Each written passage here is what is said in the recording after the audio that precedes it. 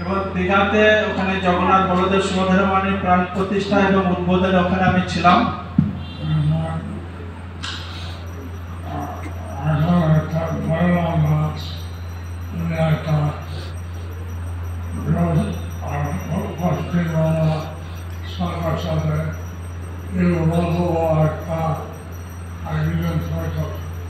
দয়ারাম দাস পশ্চিমবাংলা সরকারের সাথে একটা এগ্রিমেন্ট করেছেন,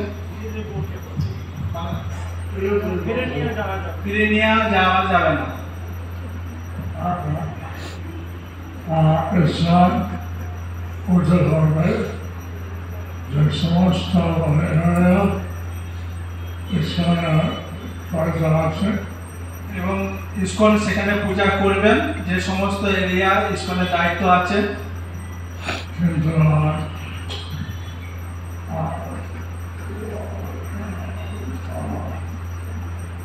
টাকা পয়সা ইসলাম পাচ্ছে না, কিন্তু টাকা পয়সার বিষয়ে ইসকন কিছু দায়িত্ব নেই।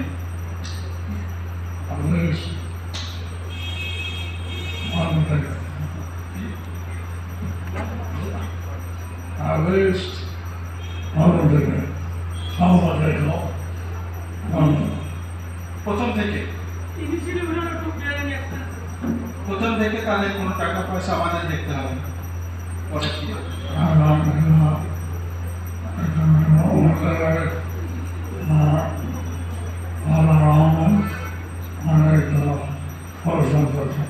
এখান থেকে রাধারমন উনি অনেক পরিশ্রম করেছে ওই দীঘা মন্দিরের জন্য।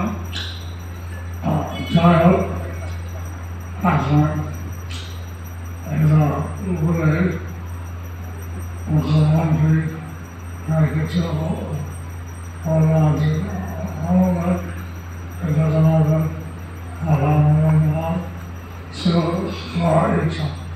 যাই হোক, এখানে এর উপরে আছে মুখ্যমন্ত্রী বা আমাদের জগন্নাথ বলদেব সুভদ্রা এবং রাধা মদন মোহনের সেবা করার আমাদের ইচ্ছা আছে।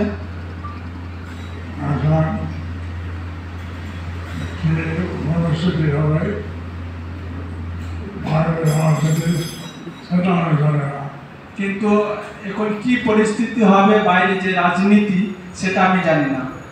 কিন্তু জগন্নাথের সেবা পূজা মন্দিরের সেটা আমি জানি না।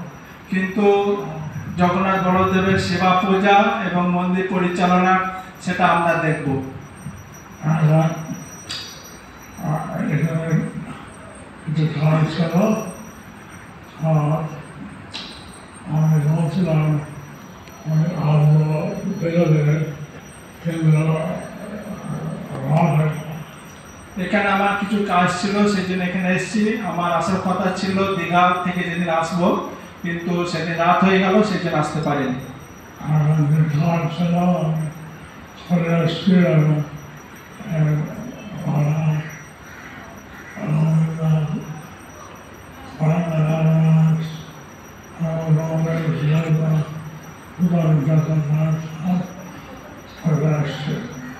যা কাজ ছিল সেটা আমি করে এসেছি।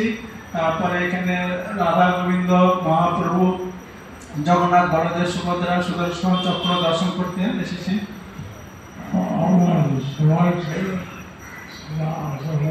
আপনারা যে এত ভক্ত এখানে এসেছেন সেটা আমি আশা করিনি।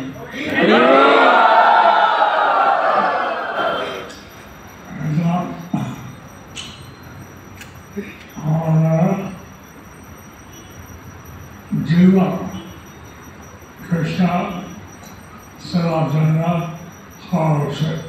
এটা আমাদের একমাত্র জীবনের উদ্দেশ্য হওয়া যে কৃষ্ণের সেবা করার জন্য। এবং সাধারণ মানুষ বিনা আশায় অসুস্থ আছে, বরাবর বাঙালি সংসারের মধ্যে থাকে এবং বাইরের মানুষের বিভিন্ন আশা আকাঙ্ক্ষা আছে, সেই জন্য তারা সংসার চক্রে, জন্ম মৃত্যু চক্রে তারা বারবার এই সংসারে আসে। কিন্তু আমার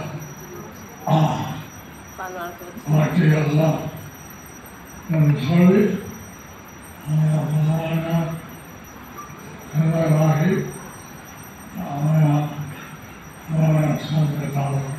আমরা ভক্তি যোগ অনুশীলন করি, ভগবানকে সবসময় আমাদের হৃদয়ে রাখি, তাই আমরা জীবনের শেষে ভগবানের কাছে থাকব।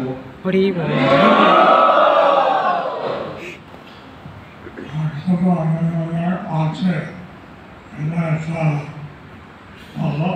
একটা ভালো আদিবাস কীর্তন আছে। একটা অধিবাসে একটা কীর্তন আছে, আনন্দের কোনো সীমা নাই। সেখানে লেখা আছে যে আনন্দের কোনো সীমা নাই। ভগবানের সেবা করা, ভগবানের ভক্ত হওয়া, এবার সেবা আনন্দের কোনো সীমা নাই। ভগবানের সেবা করা, ভগবানের ভক্ত হওয়া, এতে যে কি আনন্দ, তাতে আনন্দের কোনো সীমা নাই।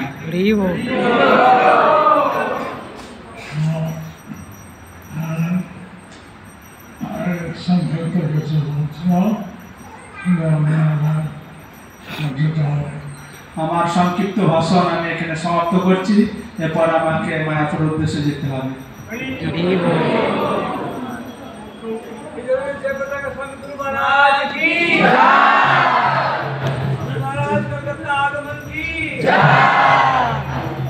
গুরু মহারাজের জন্য আমাদের দাদা গোবিন্দের কিছু প্রসাদ আমাদের জন্য আপন করছেন ফল। হরি বল।